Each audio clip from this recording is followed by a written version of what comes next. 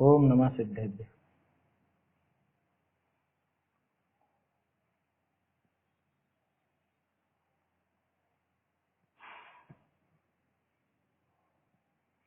श्री जिन शासन गुरु नमो नाना विधि सुखकार, आत्महित उपदेश तें करें मंगलाचार,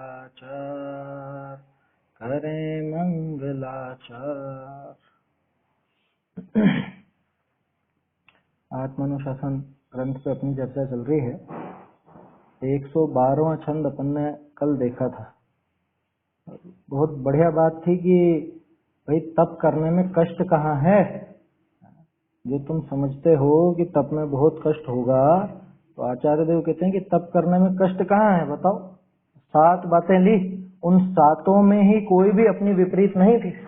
किसी भी तरह से उसमें कोई विपरीतता नहीं थी कि हमारे विरुद्ध कुछ काम हो रहा हो, कि उसमें जो आराध्य है या उसकी जो वृत्ति है, उसमें जो क्लेश है या जो समझ लीजिए क्षति नुकसान है, या उस ध्यान का साध्य या उसमें लगने वाला समय, ये सारी चीजें ऐसी थी जो अपने अनुकूल ही थी और अपने को प्राप्त ही थी। इसलिए उन्होंने पूछा कि कहाँ क्या कष्ट है इसमें। विधुरम शब्द आया था ना, विधुर शब्द कष्ट के लिए था कि भली प्रकार से अच्छी तरह से मन में चिंतन करो, हे ज्ञानीजन, मन में ऐसा विचार करो कि इसमें क्या कष्ट है। कहीं से कहीं तक कोई कष्ट नहीं है। ये ध्यान में, इस तप में कोई कष्ट नहीं। फिर टोडरमल जी ने आखिर में खुलासा भी कर दिया क्योंकि प्रश्न खड़ा होता है कि साहब ध्यान में तो कष्ट नहीं है, लेकिन अनशन आदि ये भी तो तप है ना, इनको भी तो तप कहा जाता है, तो इसमें तो कष्ट है। कितना सुंदर जवाब दिया था कि भाई अपने परिणाम अगर नहीं हो, अपनी इच्छा के बिना वो तप करना पड़ रहा हो तो कष्ट लगेगा, लेकिन जो स्वयं ही उस तप की तरफ रुचिवान हुआ है, तप के लिए रुचिवान होकर के वो तप करता है, स्वयं करना चाहता है वो काम, तो उसमें किस बात का कष्ट होगा कि वहां तो कोई कष्ट नजर नहीं आता। इसलिए ऐसा नहीं कहना चाहिए कि तप में कष्ट है। एक और बात है आखिर में लिखी थी उन्होंने कि जैसे अपने परिणाम प्रमादी न हो, जैसे अपने परिणाम प्रमादी न हो और क्लेश रूप भी न हो, वैसे ध्यान की सिद्धि के लिए चाह करके मतलब आगे होकर के भी वो अनशन आदि तप करते हैं, बहिरंग तप करते हैं। ऐसा नहीं है कि बहिरंग तप नहीं करते, बहिरंग तप बिल्कुल भी करने लायक नहीं, ऐसी बात नहीं है। अध्यात्म में जो कहा जाता है बहिरंग तप काम का नहीं, वो तो इसलिए कहा जाता है कि भाई भावों की ही प्रमुखता है। वास्तव में वो अंतरंग तप ही तप है, बाहर का तो उसके साथ साथ चलता है, इसलिए वैसा कहा जाता है। लेकिन उसका आशय ये नहीं कि मुनिराज के बहिरंग तप होता ही नहीं होता। क्यों होता है कि वो तो जैसे भी अपने को प्रमाद न हो और क्लेश न हो, अपना ध्यान का साधन बन सके, आत्म ध्यान कर सके, वैसा काम वो करता है। चाहे वो तप करके मतलब बहिरंग तप करके हो और चाहे बहिरंग तप नहीं करके हो, जैसे जैसे उचित लगे, जिस तरह से भी वो विधि बन जाए वैसा वो काम करते हैं। क्योंकि उनको धर्म साधन करना है, शरीर का साधन नहीं करना है। समझ में ही बात, पेट का साधन नहीं करना है कि भूखा रहूं कि भोजन करूं, कि कोई मतलब नहीं। भूखा रह करके अगर धर्म सधता हो तो भूखा रह करके साधना है ना, और अगर भोजन करके सधता हो तो भोजन करके साधना। क्योंकि धर्म का साधन करना है कि शरीर का साधन करना है? किसका साधन करना चाहते हैं मुनिराज? कि वो तो धर्म का ही साधन करना चाहते हैं, आत्म ध्यान का साधन करना चाहते हैं, जैसे बने वैसे करते हैं। ये बात कल अपन ने देखी थी। अब आगे देखिए, और तप की महानता बता रहे हैं कि तप कितना विशिष्ट है। तप यानी ये धर्म मार्ग जो है, ये धर्म मार्ग से कितना अपने को सुख प्राप्त होता है, ये बता रहे हैं। उसमें क्या क्या विशेषताएं और हैं ये आगे। आत्म कल्याण रूप जो मोक्ष, ताके वांछक जे पुरुष, तिनके तप बिना और कोई सामग्री वांछित फल की दाता नहीं, ऐसे कहे। क्या कह रहे हैं कि आत्म कल्याण रूप जो मोक्ष, तो ये मोक्ष किस रूप है कि आत्म कल्याण रूप। पढ़ते हैं ना अपन, आत्म को हित है सुख, सो सुख आकुलता बिन कहिए, और आकुलता शिव माही न, आकुलता उस मोक्ष में नहीं है। तो वहां स्पष्ट बताया कि भाई ये जो आकुलता से रहित आत्म कल्याण रूप जो मोक्ष है, अब उसका जो वांछक, वांछक माने चाहने वाला, जो मोक्ष को चाहता है, जिसे मोक्ष की इच्छा है, वो पुरुष उस तप के बिना और कोई सामग्री वांछित फल की दाता नहीं है, ऐसा कहे। उस व्यक्ति को तप ही वो फल दे सकता है जो वो चाहता है। तप के बिना ऐसी कौन सी चीज है, ऐसी कौन सी क्रिया है जिससे वो मोक्ष को प्राप्त कर ले। हम अगर मोक्ष चाहते हैं तो मोक्ष तो उस तप से ही संभव है। और तप का अर्थ ध्यान में रखना, तप का अर्थ पूरा बाहरी तप नहीं, ये अंतरंग ध्यान की भी बात कर ली ना, ध्यान को ही लिया है मुख्य रूप से तप में। ध्यान के पहले स्वाध्याय, ऐसा। तो ये स्वाध्याय और ये जो ध्यान है, ये ही मोक्ष फल की दाता है, अन्य कोई भी वस्तु मोक्ष फल की दाता नहीं है, ऐसा यहाँ पे बता रहे हैं। और तप में कैसा कैसा क्या क्या होता है, क्या नहीं होता, वो यहाँ पे दिखा रहे हैं अन्य से तुलना करके। चलिए 113 नंबर का छंद है, छंद बोलेंगे पहले। द्रविण पवन प्राज्ञाता नाम सुखम किमिहेक्ष्यते,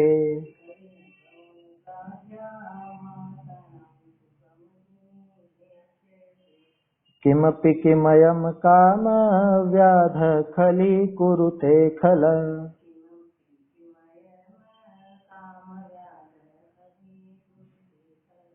चरणमपि किम स्प्रष्टुं शक्ता पराभव पांसवो,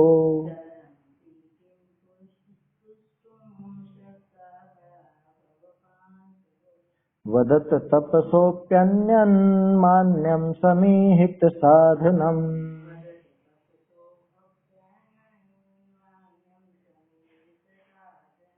द्रविण पवन प्राज्ञाता नाम सुखम किमिहेक्ष्यते,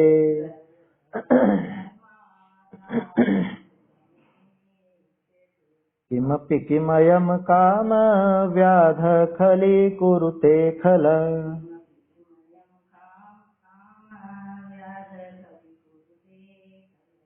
चरणमपि किं स्प्रष्टुं शक्ता पराभव पांसवो,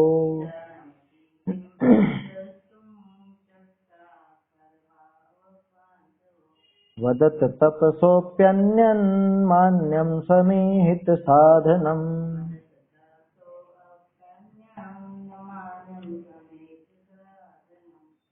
तृष्णा रूप पवन से प्रेरित को वह सुख क्या मिल सकता, और दुष्ट यह काम व्याध आत्म को दुष्ट बना सकता। अरे पराभव क्या चरणों को छू सकता, यह तुम ही कहो। तप से अधिक श्रेष्ठ साधन क्या, अर्थ सिद्धि का तुम ही कहो। क्या कह रहे हैं यहाँ पे? द्रविण पवन प्राज्ञातान, द्रविण माने द्रव्य संबंधी, और द्रव्य का अर्थ यहाँ पे रुपए पैसे से, है ना। द्रव्य माने वो रुपए पैसे, विषय भोग के जो साधन हैं, पांचों इंद्रिय के विषय भोग और सारी जो आप कहते हो सुख सुविधाएं, साधन, साधन संपन्नता बोलते हैं ना अपन, साधन संपन्नता।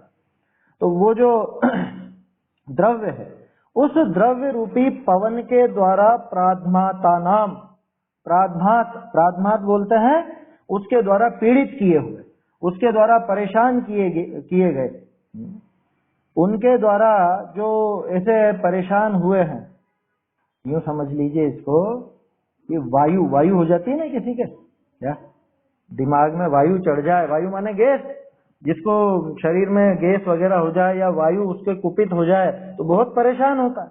उसको सुख मिलता है या कहीं कि बाहर में सब सुख सुविधा सब मौजूद है, सब चीजें हैं, लेकिन जब इधर इसके बादी हो गई, बादी भी बोलते हैं वायु को, है ना, घुटनों में बादी हो गई, कमर में बादी हो गई, हाथ पैरों में वायु भरा गई माने वो गैस से पीड़ित हो रहा है, तो वो जैसे सुख को प्राप्त नहीं कर सकता, ठीक वैसे ही द्रविण पवन प्राज्ञाता नाम, कि द्रविण ये जो द्रव्य संबंधी वायु है, इस वायु से जो पीड़ित हैं, ये वायु जिनके भरा गई है, ऐसी जो बादी हो गई है, ऐसे व्यक्ति को सुखम किम इहेक्षते, इह माने यहाँ पर किम सुखम ईक्षते, ईक्षते माने दिखता है, क्या सुख नजर आ सकता है?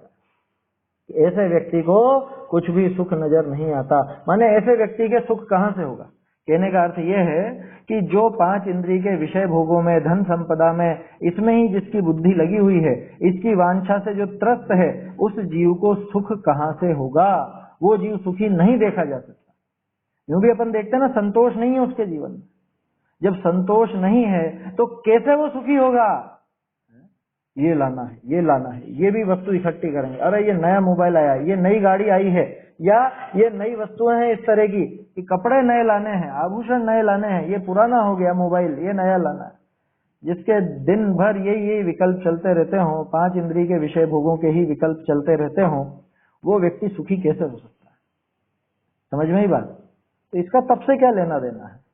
इसका तप से ऐसा लेना देना है कि तप नाम है इच्छाओं के निरोध का, और तप से सुख होता है ना, माने इच्छा के निरोध से सुख होता है। और जिसको ये द्रव्य संबंधी इच्छा है, द्रविण है ना, द्रविण रूपी पवन जिसके पड़ी हुई है, जो उस पवन से पीड़ित है, वो व्यक्ति कैसे सुखी होगा?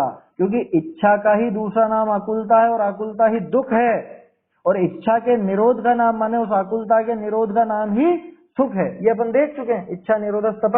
तो वास्तव में तप ही सुख का कारण है, तो तप ही सुख का कारण है, और कोई सुख का कारण नहीं है।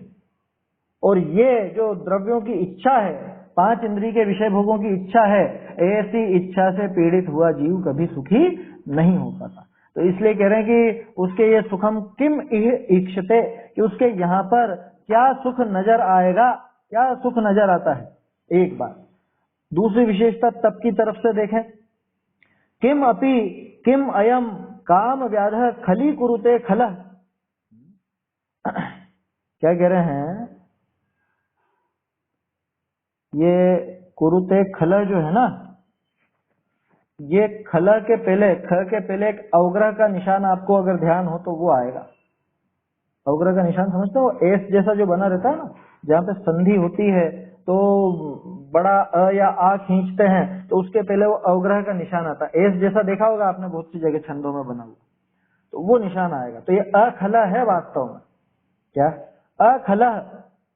अखल कौन? कि जो खल नहीं है, माने जो अदुष्ट है, खल बोलते हैं दुष्ट को, जो दुष्ट नहीं है ऐसा अखल। वो अखल कौन? की आत्मा। उसको क्या वो खली कुरुत है? खली कुरुत माने उसको दुष्ट कर सकता है क्या? किम अपि किम अयम, अयम माने ये काम व्याध, ये काम रूपी व्याध। काम शब्द से अपन ने देखा था काम और भोग। काम और भोग का क्या अर्थ था? काम माने मुदित, याद है? काम और भोग, स्पर्शन और रसना के विषय है ना, या उनसे संबंधित इच्छा, वो काम।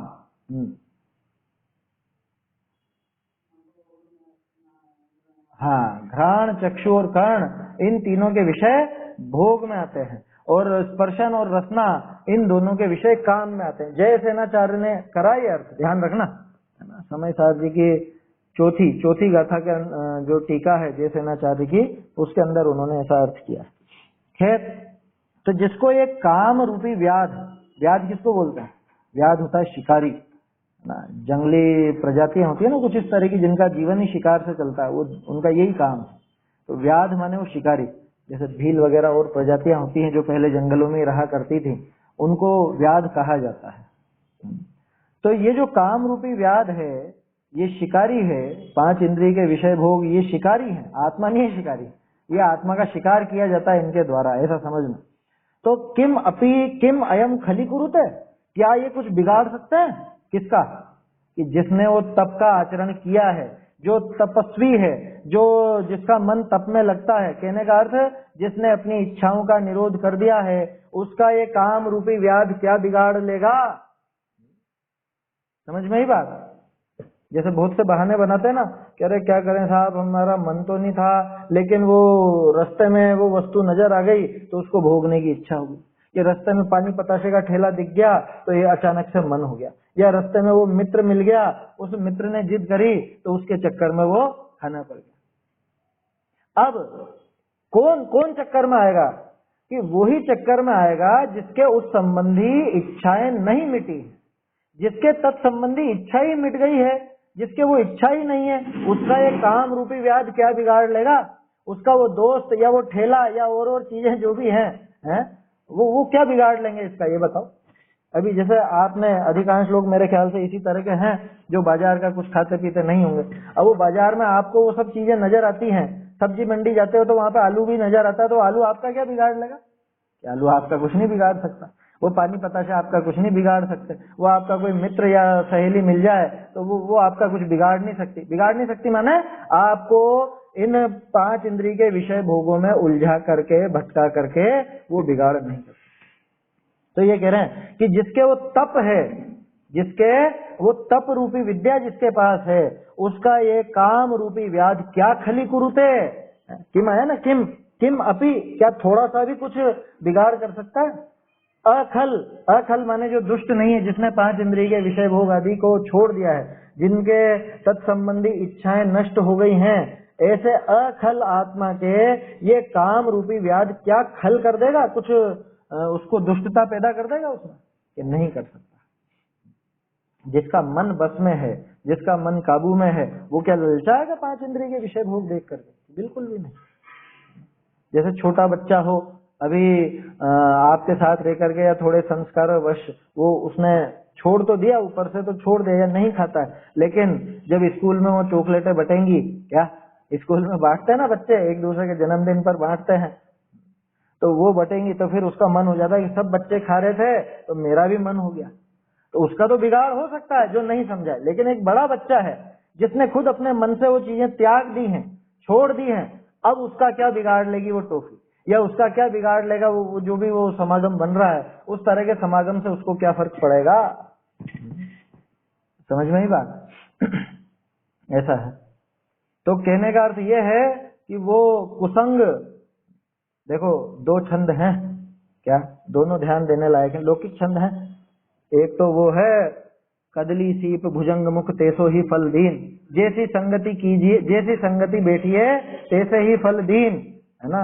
और कदली सीप भुजंग मुख स्वाति 1 गुण 3, सुना होगा आप लोगों ने, पढ़ा होगा बचपन में, है? पहले तो चला करते थे, आजकल तो पता नहीं बच्चों के कोर्स में ये छंद रहते भी हैं कि नहीं, नीति रूप में।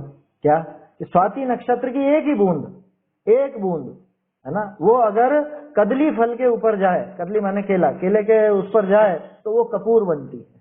भुजंग मुख, अगर वो सांप के मुंह में जाए तो वही विष बन जाती है। वही स्वाति नक्षत्र से जो बूंद गिरी है, स्वाति नक्षत्र मतलब स्वाति नक्षत्र जब चलता है उस समय बादलों से जो बारिश होती है वो, और अगर वो सीप के मुंह में चली जाए तो वो मोती बन जाती है।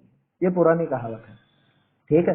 तो जैसी संगति बैठिए तैसे ही फल दीन, कि जैसा आप संग करोगे तो वैसा ही फल मिलेगा। एक छंद। अब इसका उल्टा विपरीत, चंदन विष व्यापे नहीं लिपटे रहत भुजंग, है ना। और क्या है वो, का करी सकत, हाँ क्या बोलिए, आप बोलिए। नहीं वो नहीं है, ये अलग है, ये अलग है। मैं तो उसकी कह रहा हूँ, का करी सकत कुसंग, है ना। वो एक पद ध्यान नहीं आ रहा, क्या कह रहे थे वहां पे कि चंदन विष व्यापे नहीं लिपटे रहत भुजंग, कि चंदन में कभी भी जहर नहीं फैलता, भले उससे सांप लिपटे रहे। तो का करी सकत कुसंग इस तरह का है। अंकुर भाई ध्यान है क्या छंद? नहीं, वो संगति क्या बिगाड़ लेगी, दोनों विपरीत है। मतलब उसका आशय ये है कि संगति का कोई असर नहीं होता अगर आपका खुद में दम हो तो। 2 विपरीत छंद है ये, दोनों लौकिक नीति में आते हैं। यहाँ पे आचार्य देव क्या कह रहे हैं, यहाँ आचार्य देव कह रहे हैं कि जिसके मन में वो, हाँ लिपटे रहत भुजन है ना। जो उत्तम प्रकृति के होते हैं उन पर कुसंग कोई असर नहीं डालता, ऐसा। हाँ अपने इसमें भी है ना, लिपटे रहे विषधर तदपि चंदन विटप निर्विष रहे, त्यों शांत शीतल ही रहो, रिपु विघन कितने ही करें। वहां तो अलग बात है, यहाँ तो बात ये चल रही है कि वो जिसके तप हुआ है, माने जिसने उन इच्छाओं का निरोध कर दिया है, 5 इंद्रिय संबंधी, 5 इंद्रियों के विषयों संबंधी अगर इच्छा नहीं है तो बाहर में कितने ही वो समागम मिले, चाहे वो वस्तुएं सामने हो, चाहे वो व्यक्ति सामने हो, आपके पुराने मित्र यार वगैरह हो, वो आपको क्या इसमें डाल देंगे, कुसंग में डाल देंगे क्या? क्या वो खली कुरुते, क्या वो खल आपके कुछ दुष्टता पैदा कर देंगे? नहीं कर सकते। ये तप की विशेषता है। आया समझ में? लौकिक नीति के अनुसार देखो तो भाई जैसी संगति कीजिए तैसो ही फल दीन। ये 5 इंद्रिय के विषय भोगों में उनके बीच में रहोगे तो आप भी ऐसे खोटे हो ही जाओगे कि नहीं है ये नियम। उत्तम प्रकृति के जो जीव है उन पे नियम लागू नहीं होता। जिन्होंने तप धारण किया है, तप रूपी अस्त्र जिनके पास है, तप रूपी कवच जिनके पास है, उनके ये 5 इंद्रिय विषय भोग रूपी ये जो काम रूपी व्याध है, ये व्याध शिकारी, इस शिकारी के तीर इसका क्या बिगाड़ लेंगे? ये तो पूरा वो पहन के आया है बुलेट प्रूफ जैकेट, क्या अब वह शिकारी की बंदूक या वो तलवार वगैरह वो क्या क्या बिगाड़ लेगी इसका? समझ में ही बात? ये तप की महत्ता है, ये तप की विशेषता है। और क्या कह रहे हैं देखो, तप और कैसा काम करता है। चरण अपि किम स्पृष्टुम शक्ता पराभव पांसवः। पराभव माने वो दूसरे की अधीनता, अपनी हीनता, समझ लीजिए अपमान, उसको पराभव कहा जाता है। पांसवः, पांसु बोलते हैं वो धूल के कणों को। तो ये जो पराभव रूपी धूल है, ये क्या इसके चरणों को छू भी सकती है तपस्वी के? कि जिसके पास तप की शक्ति है, जो तपवान है, जिसकी इच्छाओं का निरोध हो गया है, वो क्या पराभव रूपी धूल उसके चरणों को भी छू सकती है क्या? कि नहीं छू सकती। कहने का अर्थ यह है कि वो कभी भी पराभूत नहीं होगा, कभी भी दूसरे के द्वारा दबाया नहीं जा सकेगा, कभी भी वो दूसरे के अधीन नहीं होगा। अपने मुनिराजों को महाराज क्यों कहते हैं? कि उनको आवश्यकता नहीं है किसी की भी, पूरा जगत एक तरफ, उनको कोई आवश्यकता नहीं, कुछ भी नहीं चाहिए कुछ भी। तो इतना दम भर करके निकले, अजर अमर मेरा जीवन है, नहीं मुक्ति का मैं प्रत्याशी। अरे मुझे मुक्ति भी नहीं चाहिए, ये जगत की वस्तुएं तो क्या बात करेंगे। समझ में ही बात? कि पराभव रूपी जो धूल है वो चरणम अपि किम स्पृष्टुम शक्ता, क्या उसके चरणों का स्पर्श करने में भी शक्त है, समर्थ है? नहीं। क्या मतलब? कि जिनके पास तप है, ऐसे तपस्वियों के, या समझ लीजिए कि जिनके इच्छा का निरोध हो चुका है, वो कभी भी पराधीनता रूपी धूल उनको नहीं छू सकती, उनका अपमान कभी भी नहीं हो सकता। वो तो लोक में उत्तम कहलाने लगते हैं, अरहंत और सिद्धों की श्रेणी में उनका नाम आता है। आया समझ में? अपन बोलते हैं चत्तारी मंगलम, उसमें अरहंता मंगलम, सिद्धा मंगलम, उसके बाद सीधे साहू मंगलम। बोलो साधु तो हमारे यहीं के जीव है ना, मनुष्य गति के जीव है ना, अपने जैसे ही तो हैं, अभी वीतरागी तो नहीं हो गए, लेकिन फिर भी उनको वो स्थान मिल गया जो अरहंत और सिद्धों को मिला। वही लोकोत्तमा। ये लोक में उत्तम यही है, अरहंत हैं, सिद्ध हैं, साधु हैं। क्यों? साधुओं को ऐसी क्या विशेष बात हो गई कि साधुओं को भी उनके समान, उनके समकक्ष रख दिया गया?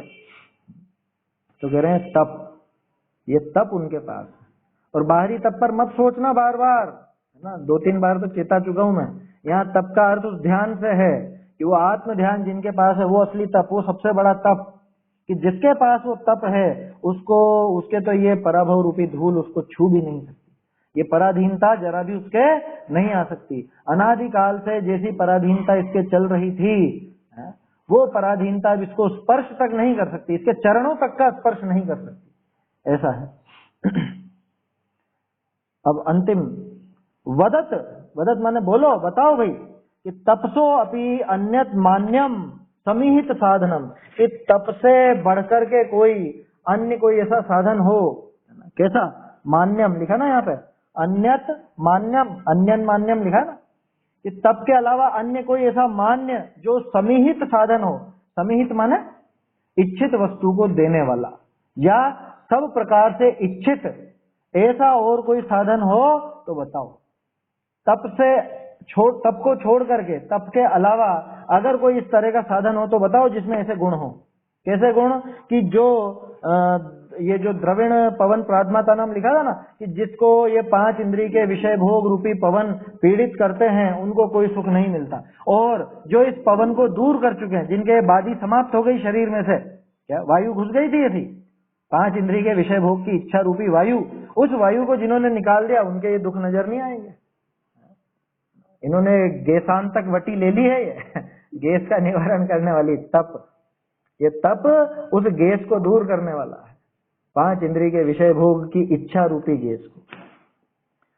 समझ में ही बात। दूसरा कि वो जो काम व्याध है, काम और भोग, 5 इंद्रिय के विषय भोगों से प्रत्येक जीव पीड़ित किया जाता है, उनका सब सर्वस्व हरण कर लिया जाता है, लेकिन जिनके पास ये तप रूपी कवच है उनका कुछ भी बिगाड़ नहीं होता है ना, उनका कुछ भी ये बिगाड़ नहीं सकता। खली कुरुते शब्द आया था ना, उनका कुछ भी दुष्टपना नहीं कर सकता उनके साथ। तीसरा कि पराधीनता रूप धूल है ना, ये उसी को मलिन कर सकती है जो 5 इंद्रिय के विषय भोगों के अधीन है, जिसके दिमाग में वो विषय भोग ही चलते रहते हैं, उसी को ये पराधीनता आ सकती है, उसके ही वो दुख आ सकते हैं। और यहाँ पे तो जिसने तप किया माने इच्छाओं का निरोध कर दिया, अब वो रंच मात्र भी पराभव को प्राप्त नहीं होगा। अब बताओ तप से श्रेष्ठ कोई और ऐसा साधन हो है क्या? कोई जगत में तप से बढ़कर अपने सुख का कोई और साधन नहीं है, ये पक्का मान के चलिए। तप से बढ़कर कोई साधन नहीं है। कह रहे साहब वो तो मोक्ष का साधन है, लौकिक सुख का साधन तो बाकी दूसरा काम है ना। तो यहाँ कह रहे हैं कि वो लौकिक सुख का साधन भी तप से बढ़ के कोई दूसरा नहीं। बोलो तपस्वी जाते हैं ना ऊपर तक, तो ये पहले भी अपन ने चर्चा की थी। श्रावक दशा में कहां तक जा सकता है? श्रावक दशा में अधिकतम 16वां स्वर्ग। इसके ऊपर जो 9 ग्रहवेग हैं, या समझ लीजिए 9 अनुदिश हैं और 5 अनुत्तर विमान है, सर्वार्थ सिद्धि आदि, ये सब तो तपस्वी जीव ही प्राप्त करते हैं। सबसे ज्यादा लौकिक सुख तो उन्हीं के बताया ना, 16 स्वर्गों से भी ज्यादा उनके बताया, ग्रहवेग अनुदिश और अनुत्तर वालों के, सर्वार्थ सिद्धि आदि वालों के सबसे ज्यादा सुख उनके बताया। तो वो किससे प्राप्त हुआ? वो भी तप से प्राप्त हुआ।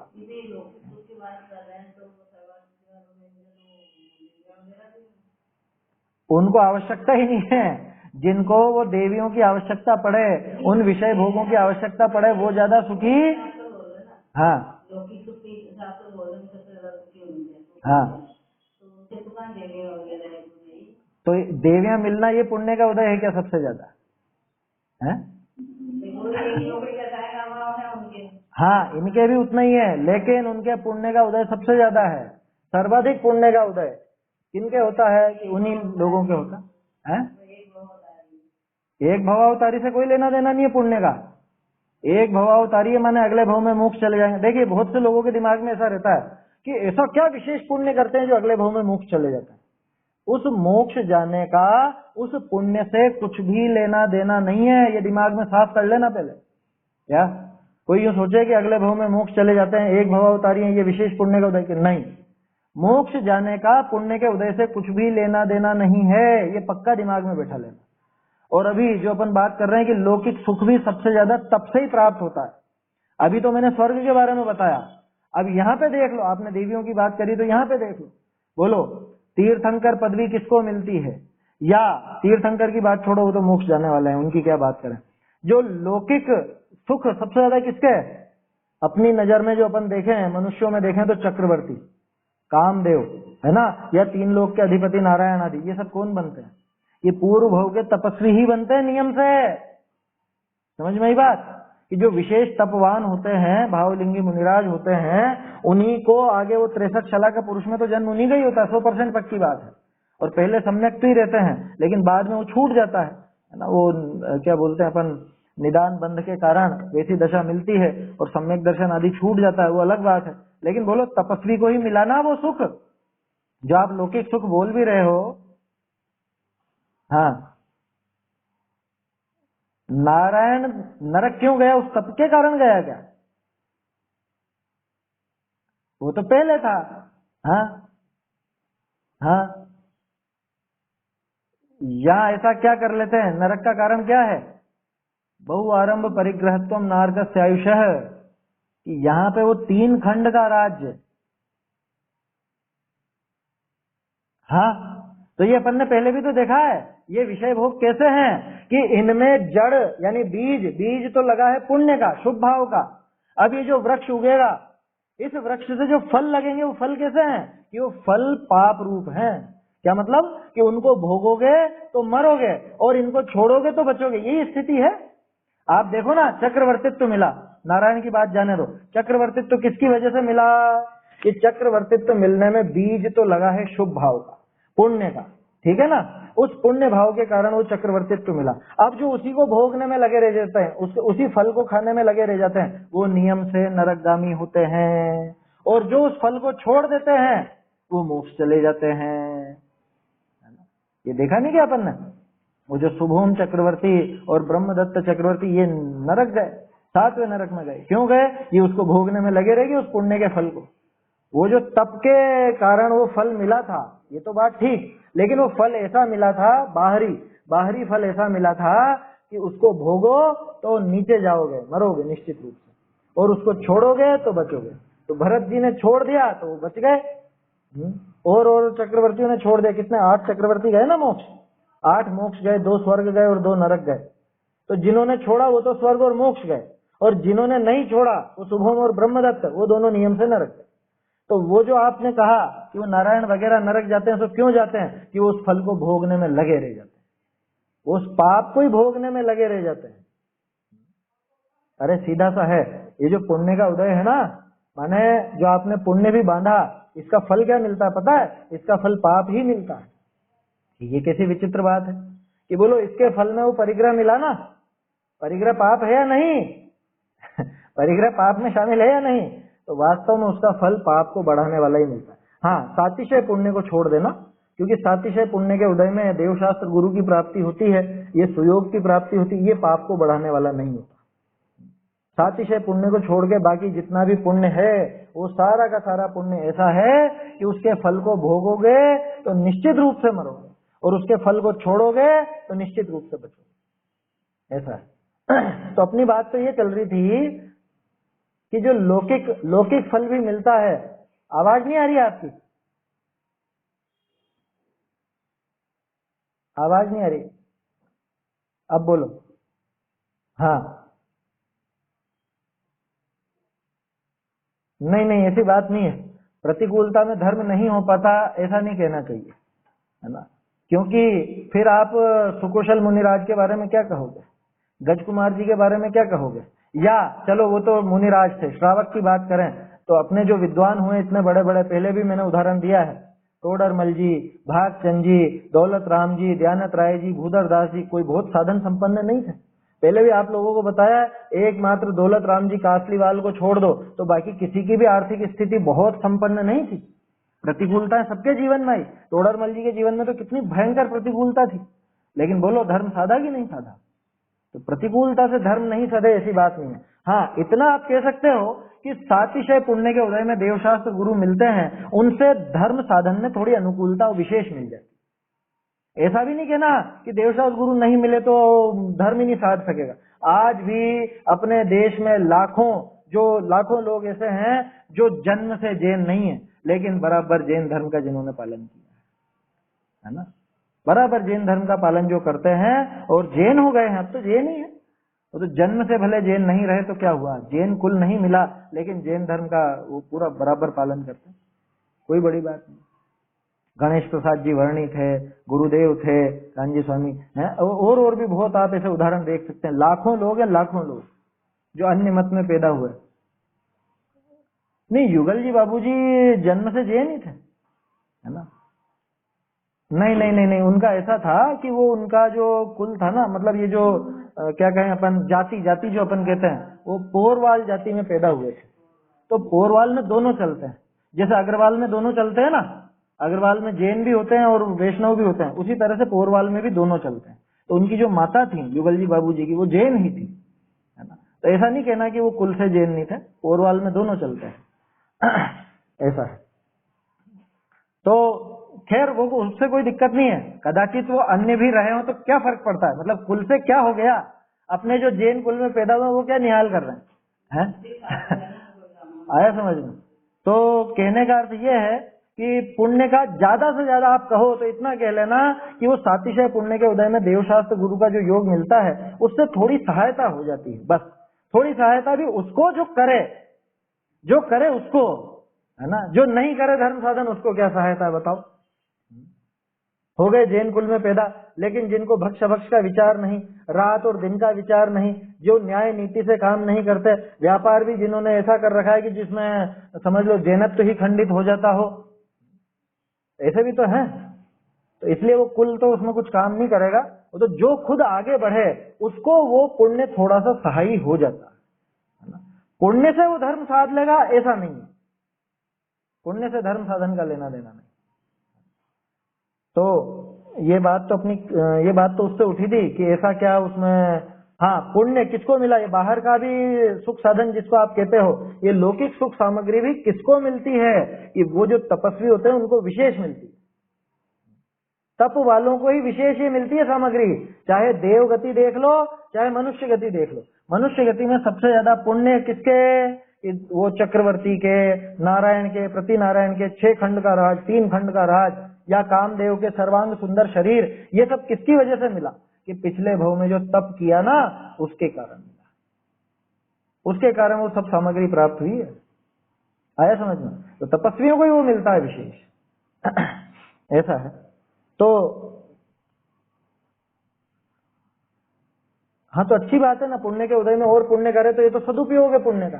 अभी अपने पुण्य का उदय है ना, आपके अनुकूलता है, तो ये तो बहुत अच्छी बात है। अनुकूलता में धर्म साधन कर ले, इससे बढ़िया और क्या। पुण्य के उदय में अनुकूलता मिलने पर ज्यादातर लोग पगला जाते हैं, वो पुण्य के उदय में उसको गंवा देते हैं उस मौके को, और ये नहीं गंवा रहा है तो ये तो अच्छी बात है, इसमें क्या समस्या है।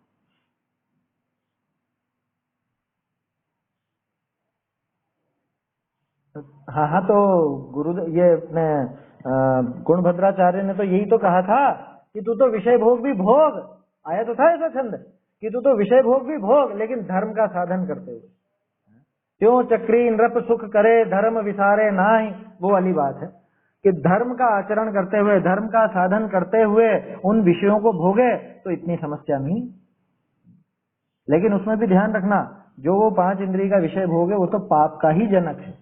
इसमें जो ये धर्म साधन कर लेता है उसमें ये समझ लो आगे की अपनी व्यवस्था बना लेता है, आगे इसके फिर दिक्कत नहीं आती, धर्म साधन में इतना काम हो जाता है। पहले भी अपन ने बात की थी, भोजन का उदाहरण लिया था, शुद्ध भोजन करना, शोध का भोजन करना, क्या भाव है, पाप का भाव कि पुण्य का भाव, कि भोजन मात्र ही पाप का भाव है। भोजन करने का जो भाव हुआ, इच्छा जो हुई, शुद्ध भोजन की भी, कि हाँ शुद्ध भोजन की जो इच्छा है वो भी पाप का ही भाव है। अंकुर भाई इस पर विचार करना, शुद्ध भोजन भी पाप का ही भाव है। अब उसमें जो साथ में एक भाव चलता है कि भाई देखो अब खाए बिना तो रह नहीं सकते, तो अब क्या करें कि ऐसा काम करें जिसमें कम से कम हिंसा हो, ऐसे पदार्थों को ही खाएं कि जिनमें ज्यादा जीवों का घात ना हो, तो ऐसी वस्तुओं को वो छोड़ देता है अपना। तो वो जो भाव साथ में चला उसके कारण पुण्य बनता है। अब लोग क्या सोचते हैं शोध का भोजन करने में पुण्य था, शोध के भोजन में पुण्य नहीं है, उसमें जो उसने छोड़ा है ना, उसमें जो अहिंसा का विचार साथ में चला है उस विचार से वो पुण्य बनता है। तब फिर वो विचार करता है, अपने भोजन में से अभक्षों को निकाल देता है, जितने भी अभक्ष पदार्थ है ना, जमीकंद आदि है, द्विदल आदि है, पत्ते वाली सब्जियां वगैरह हैं, ये सब हैं, इन सबको वो दूर कर देता है कि अरे इनमें ज्यादा जीवों का घात है, अपने को तो पेट भरने से मतलब है, शरीर को इसका पोषण देना है कि इतना मात्र देकर के छुट्टी पाओ।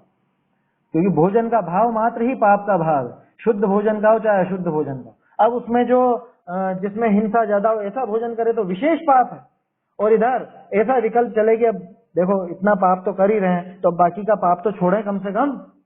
खाने मात्र का भाव ही जब पाप भाव है तो वो जो अभक्ष है उसको तो हम दूर से ही छोड़ देवें, ऐसा जो भाव साथ में चलता है तो उसके फल स्वरूप इसको थोड़ा वहां पे पुण्य भी हो जाता है।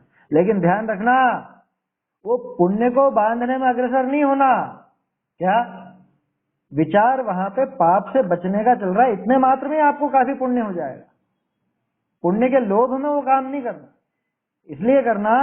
अच्छा देखें, अपन तो ऐसा सोचे हैं कि भाई आप आलू क्यों नहीं खाते हो, क्या जवाब है, कह रहे नहीं उसमें पाप लगता है इसलिए हम नहीं खाते आलू। बहुत से लोगों का ऐसा जवाब रहता है, पाप लगता है ना, उसमें हिंसा होती है जीवों की तो पाप लगता है, और पाप बंधता है इसलिए हम आलू नहीं खाते। अच्छा, तो कल से कोई ऐसा वाक्य आपको लिखा मिल जाए कि इसको खा लो और खाने में पाप नहीं बंधेगा, तो इसका मतलब खाने लग जाओगे, खाने लग जाओगे। वो अब कहने लग जाएंगे आलू हमने ऊपर ही उगा दिए हैं, ऐसे भी आई थी ना खबर, पेड़ पे ही उगा दिए अब तो आलू, अब जमीन के नीचे नहीं है, क्या करें अब पाप नहीं लगेगा, खा लो अब तो। उसकी जो आसक्ति है वो तो छूटी ही नहीं, खास चीज ये थी उसमें उसको छोड़ने के पीछे कि उसमें मेरे जैसा मेरा ज्ञान आनंद स्वभाव है, ऐसे ज्ञान और आनंद स्वभावी सिद्ध बनने की ताकत वाले ऐसे अनंतानंत जीव उस आलू में होते। और उस आलू का भक्षण करने से, आलू तो एक उदाहरण ले रहे हैं, अपन बाकी भी लगा लेना आपके हिसाब से, उनका भक्षण करने से उन सब जीवों का घात होता है। और जैसे मैं दुखी होता हूँ, जैसे मैं दुख महसूस करता हूँ, ऐसा ही दुख उनको भी होता है। तो मुझे दूसरे जीवों को दुखी नहीं करना। अरे जो खुद को पहचानेगा, जो अपने को ज्ञान स्वरूप पहचानेगा, जो अपने को जीव मानेगा, वो दूसरे जीव के दुख से क्या वो उसका मन दयाद्र नहीं होगा?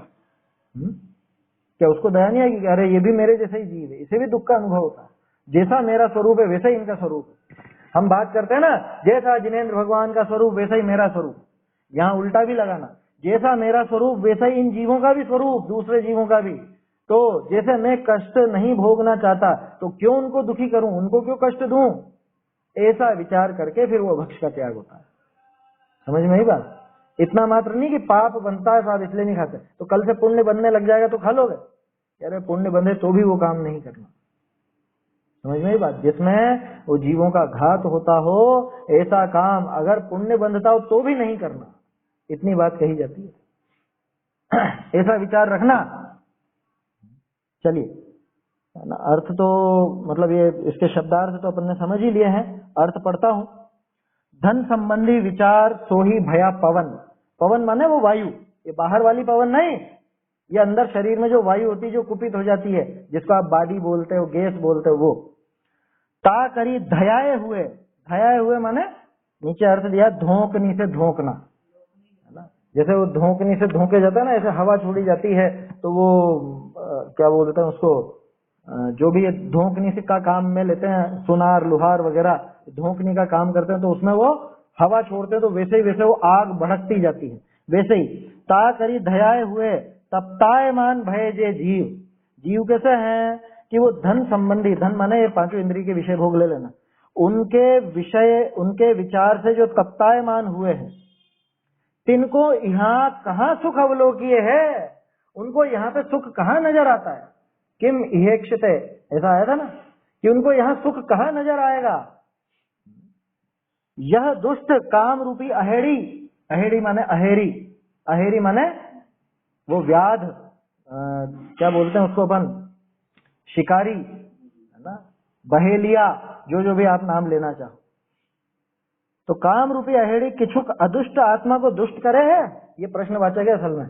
क्या इस अदुष्ट आत्मा को, जो तप के मार्ग पे लग चुका है, जिसने दुष्टता छोड़ दी, इस अदुष्ट आत्मा को कुछ दुष्ट कर सकता है? वह सुधार कर लीजिएगा, ऊपर जो खला शब्द था ना, मैंने बताया था अवग्रह लगा लो या फिर अ लगा लो उसके आगे, अ खला खली कुरुते, दूसरी लाइन में जो खल शब्द था, या तो उसको अ लिख दो उसके आगे, और नहीं तो अवग्रह का निशान बनाना आता हो तो वो बना लीजिए, एस जैसा जो निशान होता।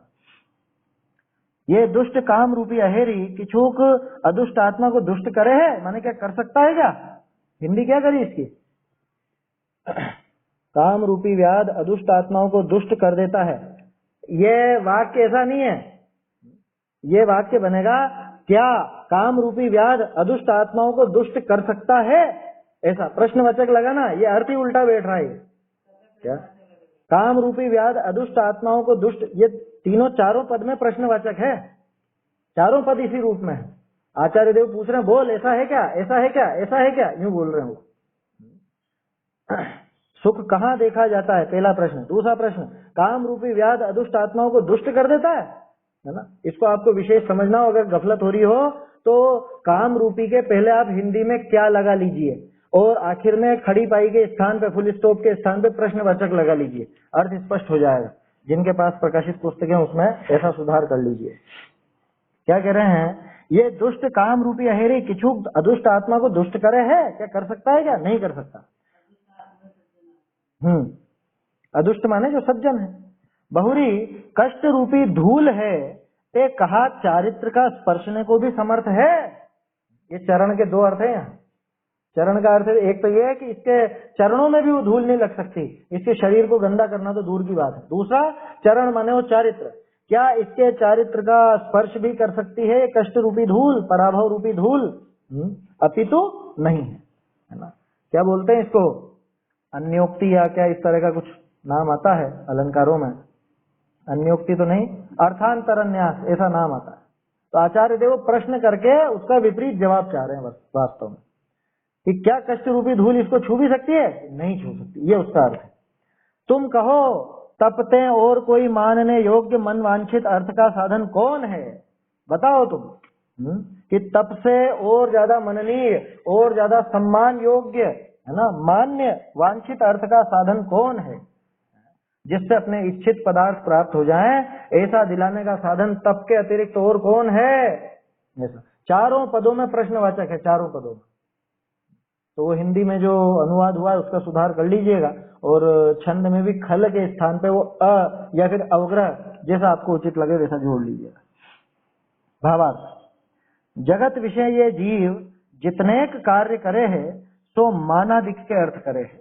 क्या जगत में जितने भी काम करता है ये जीव, ये मान कषाय आदि के लिए ही करता है ना, सारी कषायों के लिए ही करता है, कषायों से प्रेरित होकर ही करता है काम। या तो किसी बात का लोभ होता है, या कोई बात का मान होता है, या और कोई कषाय उसमें मुख्य रहती है। अपना प्राण हु देकर ही बड़ा हुआ चाहे, बोलो, अपने प्राणों को देकर के भी बड़ा होना चाहता है। दूसरों के सामने अपने को ऊंचा दिखाने के लिए बहुत से लोग तो प्राण दे देते हैं, ऐसा भी काम होता है। प्राणों को देकर के, प्राणों की बाजी लगा करके भी ऊंचा दिखना चाहता है कि देखो मैं ऐसा कर सकता हूं, ऐसा करके बता सकता हूं, मर जाता है उस चक्कर में, मर जाता है। बहुरी मानादिक के निमित्त धनादिक सामग्री मिलाने की आर्त रूप वांछा करे ता करी सदा दुखी ही रहे है। लो, वास्तव में ये खुद अपनी स्थिति पर विचार करने जैसा है। आप में से ऐसा कौन है कि जिस पर मतलब एक सामान्य रूप से अनुकूलता तो सभी के है ना, कोई जीव ऐसा तो नहीं बैठा यहाँ पे जिसके ऐसी विशेष प्रतिकूलता हो धन आदि की। सबके पास इतना तो है कि जीवन आसानी से चल जाए, इतना तो है। फिर क्यों और इच्छा होती है बताओ?